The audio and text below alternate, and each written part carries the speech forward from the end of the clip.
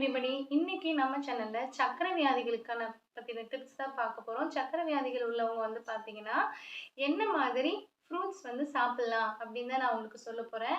இப்ப sugar patient உள்ளவங்க எல்லாரும் வந்து பார்த்தீங்கன்னா, ஃப்ரூட்ஸ் சாப்பிடலாம் அப்படின்னு சொல்லுவாங்க. பட் எல்லா விதமான ஃப்ரூட்ஸும் வந்து சாப்பிடலான்றது கிடையாது.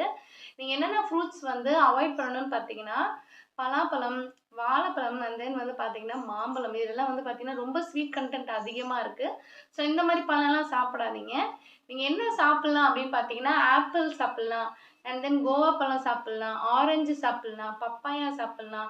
ஸோ அந்த மாரி இனிப்பு கம்மியா இருக்கிற பழங்கள் வந்து நீங்க சாப்பிட்டு வாங்க. பப்பாயா எடுத்துக்கிறீங்க அப்படின்னா கூட ரொம்ப கனிஞ்ச பப்பாவே எடுத்துக்கிட்டீங்கன்னா, அந்த ஸ்வீட் கன்டென்ட் அதிகமா இருக்கும். ஸோ உங்களுக்கு வந்து அரை பழமா இருக்கும் இல்லைங்களா? ஸோ அந்த மாரி பக்குவத்தில பப்பாளி நீங்க சாப்பிட்டு வரலாம். ஆப்பிள், கோவா இது எல்லாமே நீங்க சாப்பிட்டு வரலாம். ரொம்ப ரொம்ப நல்லது. ஸோ இந்த மாரி ஃப்ரூட்ஸ் கண்ட்ரோலோட இருந்தீங்க அப்படின்னா, சுகர் வந்து கண்ட்ரோல் பண்ணிக்க முடியும். அண்ட் ஃபுட்டு வந்து பார்த்தீங்கன்னா, முடிஞ்ச அளவுக்கு ரைஸ் வந்து கொஞ்சம் கம்மி பண்ணி சாப்பிடுங்க. கார்போஹைட்ரேட், கலோரிஸ் கம்மியா இருக்கும். ஸோ முடிஞ்ச அளவுக்கு நான் சொன்ன டிப்ஸ் எல்லாம் ஃபாலோ பண்ணுங்க. என் சேனலுக்கு சப்ஸ்கிரைப் பண்ணுங்க. Thank you.